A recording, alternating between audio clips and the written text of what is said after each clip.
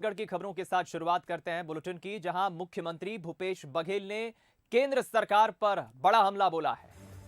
भूपेश बघेल ने कहा है कि सरकार को अब भाषण देने पर भी जीएसटी लगा देना चाहिए, इससे अच्छी कमाई होगी। अब तो खाने पीने के सामान में भी जीएसटी लग गया है।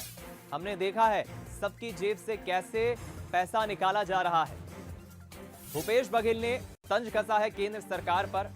हालांकि बीजेपी ने मुख्यमंत्री के इस बयान पर पलटवार भी किया है।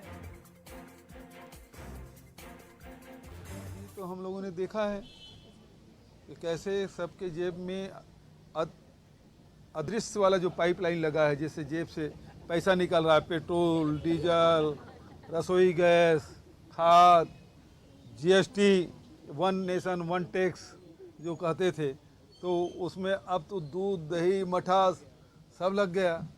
मेरा सुझाव है कि जीएसटी ना भाषण पे लगा देना चाहिए, तो उससे अच्छी कमाई होगी। ये अकल वाली बात है। कांग्रेस के दोनों नेता को समझ में नहीं आएगी, माननीय मुख्यमंत्री जी को और मोहन मरकाम जी को। ले समझ में करने के लिए बड़ा दिल बड़ा कलेजा चाहिए। उनको उन मुद्दों पर देश के सामने लाना चाहिए जिन मुद्दों पर कांग्रेस छोड़ी है और टिप्पणी की है राहुल गांधी के ऊपर, गुलाम नबी आजाद ने। उसको समझें, उसको संभालें।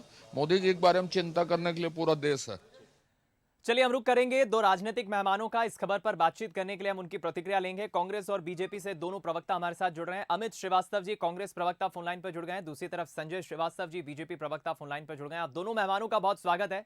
सबसे पहले अमित जी, आपसे ही हम जानना चाहेंगे, मुख्यमंत्री भूपेश बघेल का जो बयान आपने भी अभी सुना, अगर मुख्यमंत्री ये कहते कि पेट्रोल, डीजल या फिर मदिरा, शराब पर जीएसटी लगा दिया जाए, कुछ राज्य हालांकि मांग कर भी चुके हैं, समझ आती बात, लेकिन भाषण पर जीएसटी लगाने की बात मुख्यमंत्री कह रहे हैं।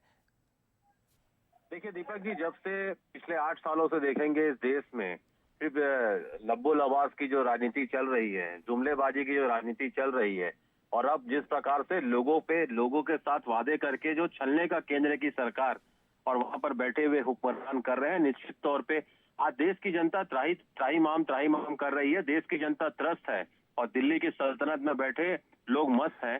यार देखिए, जिस प्रकार से नोटबंदी करके व्यापारियों की कमर तोड़ी गई, जीएसटी लगा के जिस प्रकार से लोगों को परेशान किया गया, वो कानून जिसपे पूरी तैयारी भी नहीं थी उसको लगा दिया गया। और आज आप देखिए स्थिति क्या है, महंगाई कहां पर पहुंच रही है। दूध, दही सब पे जो आदरणीय मुख्यमंत्री जी ने कहा, सारे पे जीएसटी लगा दिया गया है। तो आपकी योजना क्या देश के लोगों को, जहां पर कोरोना काल के बाद जब लोग ऐसे ही परेशान थे, उसमें लोगों के जख्मों पे मलहम लगाना था, वहां पर केंद्र सरकार नमक रगड़ने का काम कर रही है।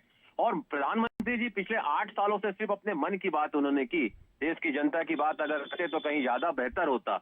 और देश की जनता चाहती है कि केंद्र की बैठी हुई निरंकुश सरकार को एज सुन एज पॉसिबल, जितनी जल्दी हो सके उखाड़ फेंकना चाहती है। लेकिन अगर आप देखेंगे, ये जो प्रदेशों में इनकी सरकार नहीं है, वहां पर चुनी हुई लोकप्रिय सरकारों को जिस प्रकार से ये बदल रहे हैं, इसलिए शायद मुख्यमंत्री जी ने कहा कि अगर इनकी भाषण शैली पे, अगर इनकी भाषण पे अगर जीएसटी लगता तो ज्यादा बेहतर होता। गब्बर सिंह टैक्स लगता तो कम से कम देश की स्थिति और अच्छी होती, आय अच्छी होती।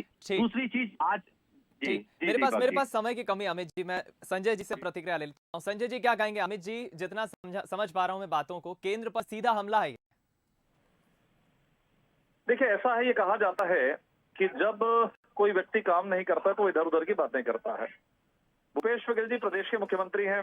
कल एक बड़ा हमला उन पर हुआ है कि जिस तरीके से बेरोजगारी को मुद्दे को लेकर न केवल भारतीय जनता पार्टी के युवा कार्यकर्ता बल्कि प्रदेश के असंख्य कार्यकर्ताओं ने जिस तरीके से भूपेश बघेल की सरकार के खिलाफ में हल्ला बोला है, ये सरकार अनियंत्रित हो गई है। अब ये सरकार मुद्दों को डाइवर्ट करना चाहती है। सबसे पहले उन्होंने कहा कि ये गुंडागर्दी हुई, फलाना हुई, ढिकाना हुई। अब वो महंगाई के नाम को लेकर अपने मुद्दों को डाइवर्ट करना चाहते हैं। देखिए, आज विपरीत परिस्थितियों में भी माननीय मोदी जी और केंद्र की सरकार जो बेहतर तरीके से काम कर रही है, शायद विश्व के परिदृश्य में कांग्रेस के नेताओं को देखना चाहिए, लेकिन इतनी बड़ी सोच कांग्रेस की नहीं है। दूसरा विषय यह है कि चलिए, मैंने माना यदि महंगाई बढ़ रही, आपने एक पहल महंगाई के लिए क्या किया? 3 मुझे पॉइंट बता दीजिए कि हम राज्य की सरकार है, हमारी राज्य की जनता है, यदि केंद्र ने हमको मदद नहीं की, केंद्र महंगाई के नाम पर कुछ नहीं करी, तो मैंने ये किया। मैं अपनी राज्य की जनता के लिए 3 काम किए, मुझे कोई बता दे। तो जो कहेंगे वो उसके करने के लिए मैं तैयार हूँ। तो अपने निकम्मेपन को छिपाने के लिए मोदी मोदी मोदी 3:30 पौने 4 से कभी चिट्ठी लिखना, कभी कुछ करना, कभी ये करना, कभी वो वक्तव्य दे देना, ठीक। ताकि लोग इसमें उलझे रहें। चलिए, तो मुझे काफी- लगता है जी। कि हर एक व्यक्ति के हाथ में कुछ ना कुछ सत्ता होती है, प्रदेश की सत्ता होती है।